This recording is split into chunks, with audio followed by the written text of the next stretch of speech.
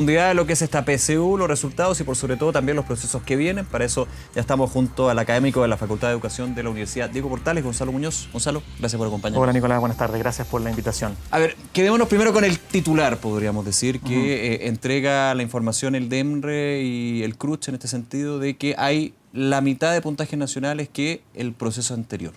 ¿Cómo evaluamos o analizamos este dato? Sí, hay que mirarlo con perspectiva, en el sentido que si bien es atractivo como dato general, lo cierto es que la PSU no está pensada para entregar un diagnóstico de la situación nacional de la calidad de la educación secundaria y por tanto los puntajes nacionales no son otra cosa que la expresión del número de jóvenes que coincide en el puntaje máximo que se obtuvo en esa prueba, ¿se entiende? Y por lo tanto no está hablando necesariamente que la situación del país haya mejorado o haya empeorado, como uno podría entender de esta idea general, de que se redujo la cantidad de estudiantes que obtuvo puntaje nacional. Hay que recordar que esta prueba la rindieron en esta oportunidad cerca de 240.000 jóvenes, un poquito más que eso, 243.000, y por tanto concentrar la atención demasiado en esta cifra creo yo que es equívoco y que puede conducir a una perspectiva un poquito errática de la situación general. Yo creo que esto lo vamos a ir completando en los próximos días. Va a ser muy importante más bien obtener información respecto de lo que fue el proceso de admisión mismo, ¿verdad? Y qué pasa, por ejemplo, con los puntajes de corte, donde la situación que se vivió con la prueba de historia puede tener un efecto. Eso ya lo han planteado distintos actores. Yo creo que ahí vamos. ¿Un efecto muy importante? Puede haberlo sobre todo en aquellas carreras que ponderan historia de manera importante, porque ahí efectivamente como se dictó esta política de que fueran los estudiantes, el mejor puntaje que tú obtenías, ¿verdad? Sea por el NEM ranking o sea por la prueba de lenguaje o matemática que había rendido, eso va a hacer que, por ejemplo, los puntajes se muevan al alza en general en esas carreras y eso puede afectar los puntajes de corte. Eso tiene implicancia en el proceso de postulación. Los jóvenes y sus familias hacen esa postulación en función de los puntajes de corte de años anteriores. O sea, creo que en general las complejidades mayores y la riqueza de la información que vamos a tener es más bien la que debiéramos tener en las próximas semanas. Creo que los puntajes nacionales es interesante mirarlos en perspectiva, pero creo que no indica mucho. Tampoco, por ejemplo, sabemos y tampoco la PSU tiene comparabilidad interanual que permita decir el puntaje promedio de este año se movió favorablemente respecto al año anterior. Tampoco se puede hacer por las características que tiene la prueba. Y sí, diría yo, lo que estos datos en general nos confirman, y creo que eso sí vale la pena detenerse muchísimo y escuchar más también a las autoridades educacionales y al sistema educacional en general respecto de la salida, es que efectivamente este tipo de evaluaciones, como ya sabemos, confirman la enorme desigualdad que tiene el país, ¿verdad? Confirman de que las oportunidades de aprendizaje que tuvieron los jóvenes de la educación pública es distinta a la de la educación privada subvencionada y a su vez de la particular pagada. Esas brechas, en general, sí aparecen nuevamente en los resultados y algo que deberá... Esa brecha que aparece en todos los años. Y va a seguir apareciendo en cualquier evaluación estandarizada. Eso es justamente lo preocupante y también lo que ha sido el foco de la discusión con respecto a este instrumento que es la prueba de selección universitaria. Y no solamente por el instrumento, si vamos a la profundidad, hay un tema evidentemente que es bastante más complejo, bastante más difícil, que es la educación en nuestro país, la educación pública versus la educación particular, por ejemplo, esa brecha que se genera. Sí, exactamente. La evaluación finalmente, cualquier evaluación estandarizada como esta, la PSU, el SIMS o cualquier otra prueba, finalmente lo que hace es que desnuda, ¿verdad? Transparenta una situación respecto de lo que es una parte del aprendizaje, para ser justo, sí, claro, ¿verdad?, de los estudiantes en su proceso educativo. Entonces, de los contenidos. Exacto. Y esa es una discusión abierta, pero yo diría que lo más importante es hacernos cargo de que, dado que están transparentando una situación que ya tenemos décadas, digamos, de información rica sobre esas desigualdades, las preguntas de fondo debieran tener más que ver con las políticas a través de las cuales vamos a ir corrigiendo esas desigualdades, ¿verdad?, y vamos a ir mejorando la calidad para todos y todas, más que el instrumento en sí mismo, que discutiremos sobre él, cómo hay que mejorarlo para que al menos no incremente, ¿verdad?, esas desigualdades y no sea un instrumento que reproduce las injusticias que el sistema tiene. Parte de las críticas que se le ha hecho a la PSU, legítimas, que han hecho los estudiantes, pero que también ha hecho el mundo académico, el mundo que ha estudiado los efectos de la PSU y su configuración, es que efectivamente uno podría entender de que, dado el tipo de conocimiento que observa o dada la lógica de lo que evalúa, que básicamente tiene que ver con la cobertura curricular, eso puede de verdad reproducir e incluso incrementar las desigualdades de base que los jóvenes ya tienen cuando ingresan al jardín infantil o a la escuela. Y esa brecha, ¿verdad? Lo que no puede ocurrir con las evaluaciones es que la reproduzcan, hay que tratar de minorarla, siempre van a desnudarla porque es parte esencial de la estructura social, pero hay que elaborar instrumentos y sistemas de admisión más complejos que atenúen los efectos que este tipo de instrumentos tiene en las desigualdades educacionales. Hay muchos factores acá, me quiero quedar con dos para tratar de alguna manera de abordarlos cuando se habla de una herramienta herramienta de diagnóstico que ve el contenido por sobre la capacidad.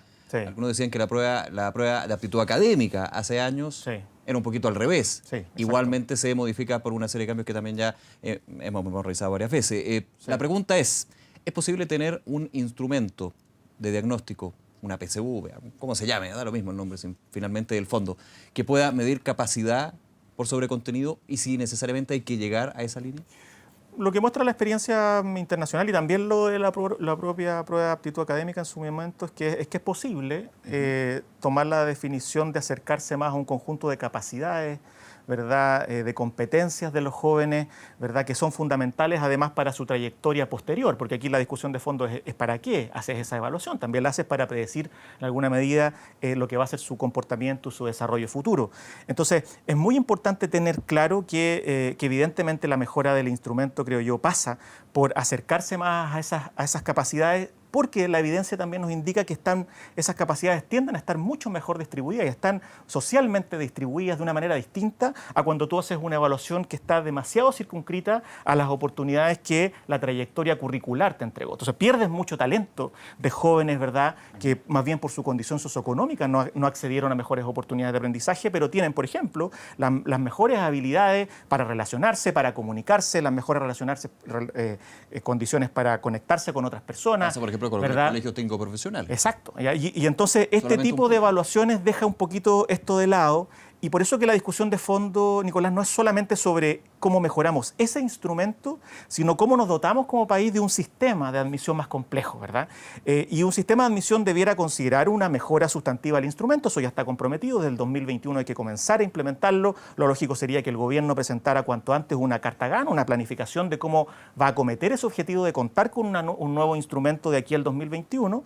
Pero la discusión más de fondo es cómo eso al mismo tiempo es complementado con un sistema de admisión, ¿verdad? Creo yo que incorpore, que incorpore otro tipo de elementos. Bueno, ya para ser justo también lo he ido haciendo gradualmente, por ejemplo, con las notas y también con el ranking, ¿verdad? Pero, por ejemplo, explorar con mucha más fuerza lo que ha sido la experiencia del PASE, del programa PASE, ¿verdad? Y la lógica de los propedéuticos, ¿verdad? Que aseguran una mejor conexión entre la trayectoria vocacional y los intereses vocacionales de los jóvenes. Creo que hacia allá deberíamos movernos y también con otro tipo de evaluaciones. Expliquemos un poquito lo que son los propedéuticos y el PASE también que tú estás mencionando. De hecho, se escuchaba mucho el propedéutico por parte de la ACES cuando se hacían estas declaraciones con respecto a la prueba de selección universitaria. Claro. Y desde otros ámbitos, especialmente desde el CRUCH, no se decía directamente que el propedéutico no era una opción, pero sí no se le miraba como una viabilidad para poder solucionar el problema. Claro, los propedéuticos al final, lo que hacen los propedéuticos en concreto es que intentan conectar mejor dos trayectorias, la de la educación secundaria y la superior, que hoy día está cortada por una prueba. Eso es lo que tenemos, un sistema escolar que da una prueba y que luego ingresa a un sistema totalmente separado. Claro. Conectar esas dos experiencias que debieran, y que en el mundo en general en los sistemas que conectan mejor esto están mejor imbricadas. ¿Qué significa eso? Que uno acompaña a los estudiantes, sobre todo en su fase final de la educación secundaria, identifica mejor sus vocaciones, los acompaña, los apoya y asegura ciertos cupos en las universidades, y por eso es tan importante la discusión respecto de quiénes son los que participan de un sistema de educación superior de calidad, porque esto en el mundo en general se ha resuelto a través de una buena educación pública que, con un sistema de todas formas de selección, lo que va haciendo es que va asegurando que los estudiantes con cierta vocación, ciertas capacidades previas, vayan ingresando a la educación superior. Y en eso la ACE tiene un punto. Evidentemente, para un sistema altamente mercantilizado como el nuestro, muy privatizado como el de la educación superior, con algunas regulaciones que se han ido estableciendo en los últimos años, pero no nos olvidemos que también ha habido muchísimo libertinaje, diría yo, en la educación superior, eso hace a veces muy difícil para un chileno, una chilena, un extranjero que vive en Chile, entender muy bien la lógica que nosotros tenemos. ¿Por qué ese libertinaje? Se dio porque en la práctica fuimos digamos, como país y como sistema educacional muy poco riguroso en entender que la masificación de la educación superior, ¿verdad?, que vivió el país y que para muchos podría ser muy bien visto, y efectivamente en una primera capa uno diría que bueno, que muchos más jóvenes, hoy día prácticamente la mitad de quienes egresan de los colegios ingresa a la educación superior, pero eso es un costo muy alto de altísima desregulación que hace que todas estas preguntas que hoy día nos hacemos como país, que es de cómo ordenamos un proceso, cómo lo hacemos más justo, sea muy difícil porque hay un conjunto de actores que ha quedado fuera de la regulación durante muchos tiempos. Una preocupación por el volumen de... Y una masividad que ha hecho que efectivamente el tema de la calidad y de las evaluaciones de ingreso también haya perdido sentido durante un tiempo. Seamos justos, si hay muchas universidades que durante mucho tiempo ni siquiera han exigido la PSU rendida. Entonces, hoy día que nos vemos entrampados en este debate, qué bueno que lo estamos haciendo para decir cómo hacemos que la PSU efectivamente sea un buen instrumento, cómo construimos un sistema de admisión, eso tenemos que hacernos cargo de que tiene que estar a la par con un buen sistema de educación superior. Y yo creo que ahí, Nicolás, lo que uno ha echado de menos en el último año, creo yo, y en los últimos meses, incluso después de que ya ocurrió lo que ocurrió con la PSU y estos episodios que hemos vivido en el país en el último tiempo, es una discusión más sustantiva sobre esto y sobre cómo mejorar la calidad del sistema de educación escolar para que efectivamente todos y todas las estudiantes lleguen lo más cerca posible. El objetivo de la educación escolar es igualar oportunidades, es que todos los estudiantes lleguen con esas mismas capacidades y que la educación superior evidentemente vaya distribuyendo ciertas oportunidades en función de las vocaciones de los jóvenes, pero hoy día tenemos un sistema muy desigual y uno esperaría, eso es lo que yo decía, unas autoridades educacionales hablando mucho más de esto, ¿verdad? De cómo mejorar la calidad de la educación y qué vamos a hacer sistémicamente, no en 100 colegios, en 50 colegios, ¿verdad? En todo el sistema, en 12.000, hay 12.000 colegios en Chile para mejorar la calidad de la educación para todos y de eso yo creo que hemos escuchado muy poco y eso es lo que me preocupa. Ojalá que lo que vamos a vivir ya de aquí en adelante, en marzo en adelante, un nuevo año escolar, siempre una oportunidad para eso, un año educacional, ojalá que volvamos a discutir sobre el fondo, digamos. Gonzalo, en ese punto, cuando se habla de reforma al sistema educacional, hemos ya visto varias reformas que se han tratado de implementar, que se han implementado, pero que finalmente dependen también del gobierno de turno. Sí. Obviamente, y con una mirada que muchas veces es dual, distinta una de otra. En el objetivo no, es bastante transversal, pero en la forma. Sí. En ese sentido, pensando que cualquier reforma educacional, por lo bajo, mínimo, para ver los resultados, para poder evaluarlo, son 10 años. Eso dice la experiencia internacional. Ha sido más bien tomada esta reforma educacional, por un lado, desde la política más que lo técnico. Lo técnico debería estar por sobre lo político en términos de educacionales, aunque se diga lo contrario, que efectivamente hay un conocimiento técnico que se aplica en una política de Estado, que uno podría decir, no sé si es política de Estado, porque ha ido cambiando dependiendo de qué gobierno esté. Mira, yo soy un convencido que las definiciones educacionales que toma un país son eminentemente políticas en el sentido amplio de la palabra, ¿verdad? Yo no digo que una decisión política sea mala. El problema es que aquí hay una decisión política A y una decisión política B. Obvio. Ahora, el punto es que la pregunta de fondo es cuáles son aquellas definiciones de política que el país va haciendo que nos permiten avanzar. Por ejemplo, lo que ocurrió con la ley de inclusión, o lo que ocurrió con la carrera docente o con la nueva educación pública. Yo evidentemente participé en el gobierno, en el segundo gobierno de la presidenta Bachelet, me tocó diseñar parte de esta reforma. Creo que son un piso sustantivo para que el país logre dar un salto y creo que la gran crítica que uno le podría hacer a este gobierno en particular es que si bien además ha implementado con bastante poco compromiso algunas de esas reformas, ¿verdad? Y ha criticado varias de esas reformas, como ha ocurrido, por ejemplo, con la ley de inclusión y el sistema de admisión. Lo cierto es que no ha tenido una contraproposición, a propósito de tu misma pregunta, de cuál es entonces la contraproposición de este gobierno para mejorar la calidad y la equidad de la educación, que es la promesa que está en el programa, ¿verdad? Para efectivamente movilizar a todo el sistema en una dirección. Entonces, ¿qué es lo que se criticaba en el gobierno de Michelle Bachelet II desde la oposición en ese minuto al proyecto de inclusión, donde se quedaba más bien con el tema económico y no con la calidad de la educación? Un poquito por el ejercicio retórico de tratar de plantear esta idea de que las reformas todas tienen que ver con la sala de clase. Todo lo que muestra la experiencia mundial es que tú, para mejorar la calidad de la educación, requieres ciertas condiciones que son esenciales. Tener un sistema de admisión como que el país recién se está dado es un punto de partida, es una base. Evidentemente no es suficiente. Lo que ocurrió con las reformas anteriores que se generaron, yo soy un convencido de esto, se generaron condiciones que son esenciales, pero que son absolutamente insuficientes. El problema es que ahora estamos entrampados en un debate educacional totalmente de corto plazo, sin propuestas de fondo, con autoridades educacionales más bien emplazando al resto y no planteando proposiciones sistémicas para el conjunto del sistema mejorar su calidad y su equidad. Ese es el problema, ¿verdad? Ojalá volvamos a tenerlo. Yo creo que quedan 2 años de gobierno. Veremos qué es lo que ocurre, ojalá que es lo que ha ocurrido con la PSU, lo que ha pasado con otras cosas, permita ese debate, pero no lo estamos teniendo, ¿verdad? Sería distinto que uno dijera, mira, en realidad el gobierno está proponiendo hacer una cosa totalmente distinta, retrotraer la ley de inclusión, volver a la educación municipal, privatizar la poca educación pública que nos queda, no sé, estoy dando ideas descabelladas, digamos, no creo ninguna de ellas, pero podríamos estar escuchando proposiciones de mejoramiento de la calidad también, de qué vamos a hacer con los profesores, cómo mejorar la calidad de los directivos escolares, que es un tema esencial que yo estudiaba criticar lo que hizo el anterior gobierno. Yo creo que más bien, por una parte, se ha concentrado sustantivamente en criticar lo que ocurrió antes, ¿verdad? Sin propuestas alternativas, y por otro lado, no configuró el gobierno una proposición seria, ¿verdad?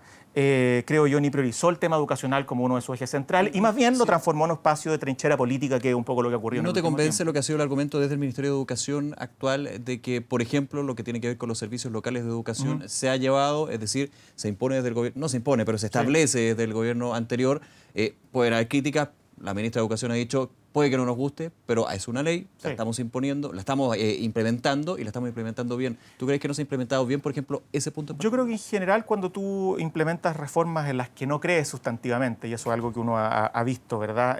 Lo hace con un nivel de intensidad y de calidad menor. De hecho, a propósito del ejemplo que tú pones con la educación pública, el instrumento principal que tiene ese nuevo sistema, esa nueva ley, es una estrategia nacional de educación pública que el Consejo Nacional de Educación rechazó. Le rechazó al gobierno una propuesta porque la consideró insuficiente, poco clara y que de verdad empujaba poco la calidad de la educación pública. Entonces yo te diría, es cierto, se ha implementado porque no tiene alternativa, la legislación así lo establece. Creo yo que hay gente de derecha y del gobierno que está comprometida con algunas de estas reformas, que cree en el fortalecimiento de la educación pública, pero hay una parte importante que no, y eso le pone palitos, ¿verdad? Le pone trabas a un proceso que debiera ser de Estado. Yo confío en que a propósito de lo que ha ocurrido con el estallido, vamos a entrar a otro nivel del debate. Uno esperaría también a todos los sectores con mucha mayor capacidad de diálogo. Yo confío en eso, creo que el proceso constitucional nos puede ayudar a esto, a establecer esos ciertos mínimos que como país queremos para garantizar el derecho a la educación, para garantizar una educación pública de calidad para todos. Y bueno, y sobre eso ir poniendo los siguientes niveles para mejorar la calidad, que es tan importante además para contar con una sociedad más justa, digamos, y cohesionada, que es lo que el país hoy día demanda y clama, digamos. Bien, Gonzalo, nuevamente muchas gracias por acompañarnos. Gracias a ti por la invitación. Muy bien, hasta luego. Hasta luego.